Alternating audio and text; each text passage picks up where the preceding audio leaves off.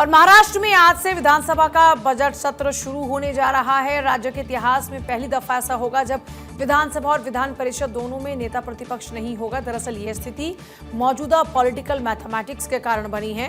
विधानसभा और 78 सदस्यीय विधान परिषद में विपक्ष जरूरी संख्या नहीं जुटा सका, जिससे नेता प्रतिपक्ष की नियुक्ति संभव नहीं हो पाई। पिछले साल दिसंबर में कांग्रेस एमएलसी प्रज्ञा सातव के इस्तीफे के बाद परिषद में विपक्ष की स्थिति और कमजोर हो गई। सत्र की कार्रवाई के दौरान अजीत पवार के निधन पर शोक प्रस्ताव पेश किया जाएगा और उन्हें श्रद्धांजलि दी जाएगी। वहीं रोहित पवार सहित कुछ अन्य विधायक अजीत पवार की विमान दुर्घटना को लेकर संशय जता रहे हैं और इसी मुद्दे को लेकर सदन में आवाज उठाने की तैयारी कर रहे हैं। चलिए बढ़ते हैं आगे। महाविकास अघाड़ी ने प्रतिपक्ष की नियुक्ति को लेकर सरकार पर सवाल भी उठा दिए। विपक्ष ने इसे लोकतांत्रिक मानदंडों के लिए खतरा बता दिया है। एमवीए का कहना है कि भारी बहुमत वाली सरकार के सामने इंस्टीट्यूशनल चेक्स एंड बैलेंस बनाए रखना के लिए एक नेता प्रतिपक्ष का होना बहुत जरूरी है। सांसद संजय राउत ने इसे लोकतंत्र पर कलंक करार दिया। उनका कहना है कि विपक्ष की संवैधानिक भूमिका को कमजोर कर सरकार जवाबदेही से बचना चाहती है। इस मुद्दे पर पूछे जाने पर मुख्यमंत्री देवेंद्र फडणवीस ने जवाब दिया कि नेता प्रतिपक्ष की नियुक्ति विधानसभा अध्यक्ष और विधान परिषद के सभापति का विशेषाधिकार है। उन्होंने इस विषय पर टिप्पणी करने से इनकार किया और इसे सदन की प्रक्रिया से जुड़ा हुआ निर्णय बता दिया। जानकारों का मानना है कि यह स्थिति असामान्य होने के पीछे कई कारण हैं, जैसे कि राज्य में इतिहास में पहली बार दोनों सदनों में नेता प्रतिपक्ष का पद खाली है। परिषद में संख्या बल की कमी से विपक्ष दावा पेश नहीं कर सका। महायुति सरकार के पास में स्पष्ट बहुमत है, जिससे विपक्ष की ताकत सीमित है। इस अभूतपूर्व स्थिति के बीच में बजट सत्र की कार्रवाई शुरू होगी। राजनीतिक विश्लेषकों की नजर इस बात पर रहेगी कि बिना नेता प्रतिपक्ष के सदन में बहस और सरकार की जवाबदेही किस तरह इंश्योर की जाएगी। बजट सत्र की कार्रवाई से पहले विपक्ष ने देवेंद्र फडणवीस द्वारा आयोजित की गई पारंपरिक चाय पार्टी का बहिष्कार किया। विपक्ष का तर्क था कि राज्य सरकार ने भारत और अमेरिका के बीच हुए व्यापार समझौते के महाराष्ट्र के कपास उत्पादकों और मछुआरों पर पड़ने वाले संभावित प्रभाव पर कोई खेद नहीं जताया।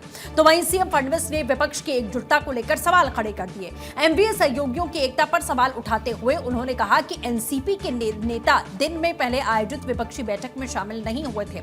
मुख्यमंत्री देवेंद्र फडणवीस ने स्पष्ट कहा कि विपक्ष सिर्फ बयानबाजी करके भागने के बजाय अधिवेशन में अपनी सभी शंकाएं और सवाल रखे। सरकार हर मुद्दे पर विस्तार से जवाब देगी और भरपूर चर्चा का अवसर भी यहां पर उन्हें मिलेगा। इस अधिवेशन के माध्यम से गरीब और वंचित वर्ग के प्रश्नों का समाधान किया जाएगा।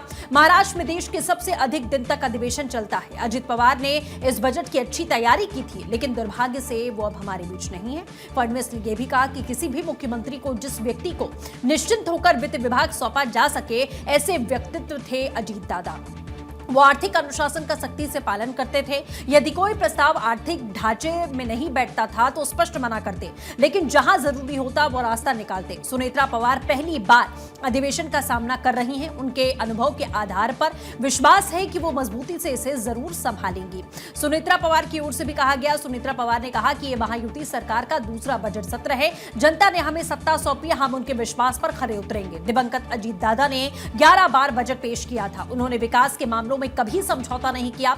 महाराष्ट्र की अर्थव्यवस्था को $1 ट्रिलियन तक ले जाना उनका संकल्प रहा, जिसे अब महायुति सरकार आगे बढ़ाएगी। लाडली बहन योजना बंद होने के आरोपों के बीच में अजीत दादा ने इसके लिए बजट में प्रावधान किया था और ये योजना जारी रहेगी, ये कहा था। तो वहीं एकनाथ शिंदे की ओर से भी तमाम बड़ी बातें कही गई। उन्होंने कहा, बजट पेश होने से पहले सबकी नजरें अजीत दादा पर होती थी। आज वो हमारे बीच नहीं है, उनका अभाव हमें महसूस होता है। अब उनका सपना हम पूरा करेंगे। इस बार महाराष्ट्र का बजट क्यों खास है, इसके लिए सहयोगी सत्यप्रकाश सोनी हमारे साथ में जुड़ चुके हैं। सीधे उनका रुख करते हैं। सत्यप्रकाश, इस बजट को लेकर तरह तरह की चर्चाएं यहां पर हो रही हैं। हर कोई अजीत पवार को आज याद करता हुआ भी नजर आ रहा है, क्योंकि 11 बार इससे पहले वो बजट पेश कर चुके हैं। क्या तैयारी है और नेता प्रतिपक्ष का ना होना क्या प्रभाव डालेगा?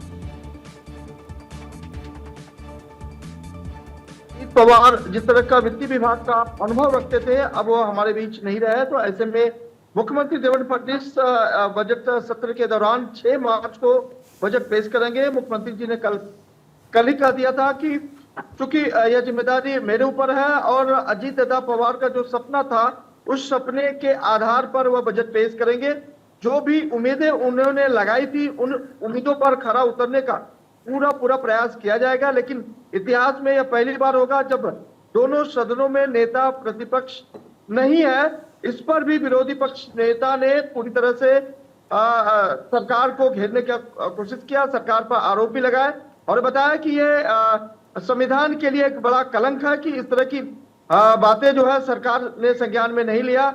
लेकिन देवेंद्र जी ने इस पर भी अपनी प्रतिक्रिया देते हुए बताया कि चूंकि जो हम विपक्ष के नेता हैं उनके पास जो है आंकड़े नहीं है, ऐसे उन्हें मौका जरूर दिया गया था, लेकिन उन्होंने इस आंकड़े को जो है साबित करने में नाकामयाब रहे। ऐसे में सवाल खड़ा करने के बजाय वो सदन में आए और अपने सवाल को रखे, हम उन्हें जो है उसका जवाब देंगे। लेकिन देखना यह होगा कि आज चूंकि पहला दिन है और आज अजीत दादा पवार को याद किया जाएगा, क्योंकि अजीत दादा पवार का यह सपना था कि महाराष्ट्र की जो वित्त विभाग है उसे ज्यादा से ज्यादा कैसे मजबूती दी जाए।